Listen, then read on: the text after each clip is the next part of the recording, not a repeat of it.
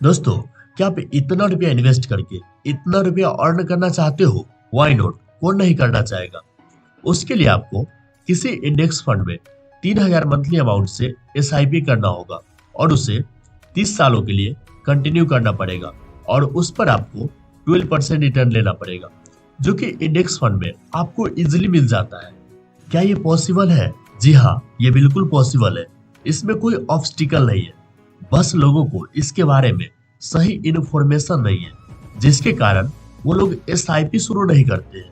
लोगों को ऐसा लगता है कि यार कहीं एक बार एसआईपी शुरू करने के बाद इसे कंटिन्यू नहीं रखा तो कहीं मुझे जेल न जाना पड़े।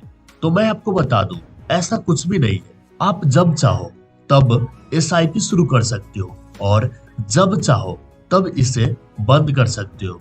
ये कोई बाइक या कार का ईएमआई नहीं है जिसे टाइम पर नहीं पेमेंट करने पर आपको जेल जाना पड़ेगा।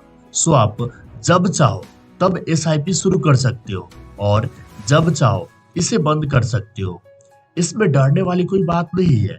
चलो मान लेते हैं ये वीडियो देखने के बाद आप किसी म्यूचुअल फंड या इंडेक्स फंड में 2,000 मंथली अमाउंट से एसआईपी शुरू करते हो और किसी कारणवश आप उसे 10 साल के लिए ही कंटिन्यू रख पाते हो और उसके बाद आप उसे बंद कर देते हो, लेकिन आप उसे विड्रॉ नहीं करते हो।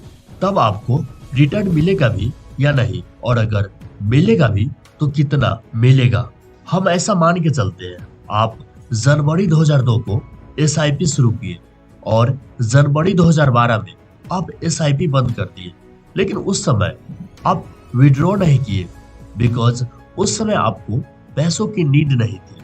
आपने उसे जनवरी 2022 में विड्रॉ करा, तो इस समय आपको कितना रिटर्न मिलेगा? अगर आप जनवरी 2012 में विड्रॉ कर लेते तो उस समय आपको अप्रॉक्स 6,15,000 रुपया मिलता, बिकॉज जनवरी 2002 से जनवरी 2012 तक का निफ्टी 50 इंडेक्स का रिटर्न 16.6% रहा है। लेकिन अब हम देखते हैं 2022 में आप विड्रॉ करेंगे तो आपको कितना रिटर्न मिलेगा। 2012 से 2022 तक का निफ्टी 50 इंडेक्स का रिटर्न 13.4% रहा है। सो अगर आप इस समय विड्रॉ करेंगे तो आपको अप्रॉक्स 21,64,000 रुपया मिलेगा, बिकॉज आपका वेल्थ 13.4% से कंपाउंड हो रहा था। इसलिए आपका वेल्थ 6,15,000 से बढ़ के 21,64,000 हो गया। सो अब आपका डाउट क्लियर हो गया होगा कि एसआईपी शुरू करने के बाद अगर आप बीच में बंद कर देते हैं तो आपको कुछ नहीं होगा। एक बार में आप कितना एसआईपी शुरू कर सकते हो? आप जितना चाहो उतना एसआईपी शुरू कर सकते हो और जब चाहो उसे बंद कर सकते हो। हमें एसआईपी करना चाहिए या लमसम अमाउंट इन्वेस्ट करना चाहिए, या हमें एसआईपी कब शुरू करना चाहिए और लमसम अमाउंट कब इन्वेस्ट करना चाहिए? देखो, किसी फंड में हर महीने, क्वार्टरली, 6 महीना या ईयरली इन्वेस्ट करने को एसआईपी कहते हैं और उसी फंड में एक बार में इन्वेस्ट करने को लमसम कहते हैं। हमें कब एसआईपी शुरू करना चाहिए और कब लमसम अमाउंट इन्वेस्ट करना चाहिए, इसे हम 2 स्टोरी के द्वारा देखेंगे, जिससे आपको इजीली समझ में आ जाए कि हमें कब एसआईपी शुरू करना चाहिए और कब लमसम अमाउंट इन्वेस्ट करना चाहिए। मिस्टर वर्मा जी और मिस्टर शर्मा जी दोनों बहुत अच्छे दोस्त हैं। दोनों XYZ कंपनी में जॉब करते हैं, जहां दोनों का सैलरी 40,000 है। दोनों सोच रहे हैं इन्वेस्ट करने का। वर्मा जी सोच रहे हैं किसी इंडेक्स फंड में 10 साल के लिए 10,000 मंथली अमाउंट से एसआईपी के द्वारा इन्वेस्ट करने का। वर्मा जी का इन्वेस्टिंग टाइम पीरियड मार्च 2010 से मार्च 2020 तक रहा है। तो आइए देखते हैं वर्मा जी को कितना अमाउंट इन्वेस्ट करने पर कितना रिटर्न मिला। मार्च 2010 से मार्च 2020 तक का निफ्टी 50 इंडेक्स का रिटर्न अप्रॉक्स 4.7% रहा है। सो ऐसे में वर्मा जी को 12 लाख इन्वेस्ट करने पर अप्रॉक्स 15,34,000 रुपया मिला, जो कि एफडी से भी कम है। एफडी में भी अप्रॉक्स 5% मिल जाता है। अब आइए मिस्टर वर्मा जी के इन्वेस्टमेंट को देखते हैं। मिस्टर वर्मा जी एक बार में ही लमसम अमाउंट इन्वेस्ट किए थे, बिकॉज वर्मा जी पहले से ही कुछ अमाउंट सेविंग करके रखे थे। वर्मा जी का इन्वेस्टिंग टाइम पीरियड दिसंबर 2012 से दिसंबर 2022 तक का है। दिसंबर 2012 से दिसंबर 2022 तक का निफ्टी 50 इंडेक्स का रिटर्न अप्रॉक्स 12.5% का है। ऐसे में वर्मा जी को 12 लाख एक बार में लमसम अमाउंट इन्वेस्ट करने पर अप्रॉक्स 39 लाख रुपया रिटर्न मिला। अब आपको ऐसा लग रहा होगा कि ऐसे में तो लमसम अमाउंट ही इन्वेस्ट करना सही है, तो कोई भी डिसीजन लेने से पहले सेकेंड स्टोरी को पहले देखते हैं। इस स्टोरी में भी सब कुछ वही है, दोनों का अमाउंट भी सेम है, टाइम पीरियड भी सेम है, बस यहाँ पर एसआईपी के जगह लमसम अमाउंट इन्वेस्ट करा गया है और लमसम अमाउंट की जगह एसआईपी के द्वारा इन्वेस्ट करा गया है। सो वर्मा जी मार्च 2010 से मार्च 2020 तक लमसम अमाउंट इन्वेस्ट करते हैं और मार्च 2010 से मार्च 2020 तक का निफ्टी 50 इंडेक्स का रिटर्न 4.7% है।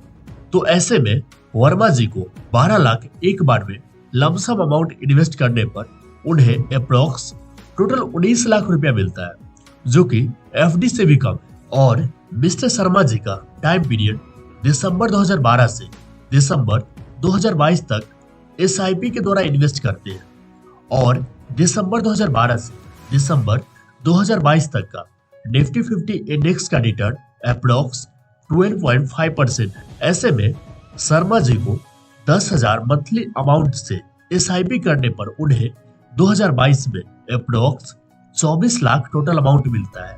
सो फर्स्ट सिनेरियो में लमसम अमाउंट इन्वेस्ट करने पर आपको ज्यादा रिटर्न मिल रहा था और सेकेंड सिनेरियो में एसआईपी में इन्वेस्ट करने पर आपको ज्यादा रिटर्न मिल रहा है। ऐसा क्यों? बिकॉज फर्स्ट सिनेरियो में जब कोरोना के समय मार्केट क्रैश था, उस समय आपने एसआईपी को विड्रॉ करा, इसलिए आपको एसआईपी में 4.7% का रिटर्न मिला। और जब लमसम से विड्रॉ करा गया तो उस समय मार्केट पीक पर था, इसलिए आपको 12.5% का रिटर्न मिला।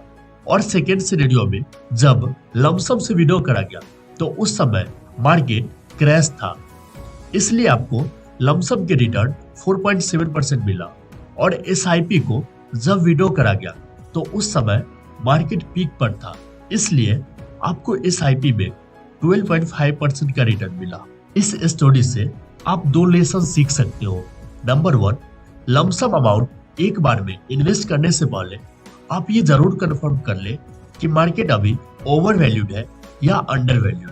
मार्केट ओवर वैल्यूड है या अंडर वैल्यूड, ये कैसे पता करें? तो इसके लिए आप बफेट इंडिकेटर से पता कर सकते हो। जैसा कि नाम से ही पता चल रहा है, ये वॉरेन बफेट के द्वारा दिया गया इंडिकेटर है। तो आइए देखते हैं क्या कहता है Buffett indicator. Market over valued है या अंडर वैल्यूड, ये पता करने के लिए स्टॉक मार्केट कैप को कंट्री जीडीपी से डिवाइड करके 100 से मल्टीप्लाई करना होगा। और अगर इसका वैल्यू 50% के आसपास आता है तो मार्केट फेयरली प्राइस होता है, और अगर 50% से नीचे जैसे कि 30-40% होता है तो मार्केट अंडर वैल्यूड होता है, और अगर 50% से ऊपर जैसे कि 70-80% होता है तो उस समय मार्केट ओवर वैल्यूड होता है। लेसन नंबर 2, मार्केट में आप लमसम अमाउंट इन्वेस्ट करें या एसआईपी के द्वारा, लेकिन विड्रॉ तभी करें जब आपको अच्छा रिटर्न मिल रहा हो। और अगर आपको उस समय अच्छा रिटर्न नहीं मिल रहा है तो वेट करें। अगर आप वेट नहीं कर सकते हैं तो आप उस अमाउंट को इन्वेस्ट ही ना करें, तभी जाके आपको बेनिफिट होगा। सो आई होप इस वीडियो से मैं आपकी नॉलेज को इम्प्रूव करने में हेल्प कर पाया हूँ। सो चैनल को सब्सक्राइब करके हमें सपोर्ट करें चैनल को ग्रो करने में। And thanks for watching this video.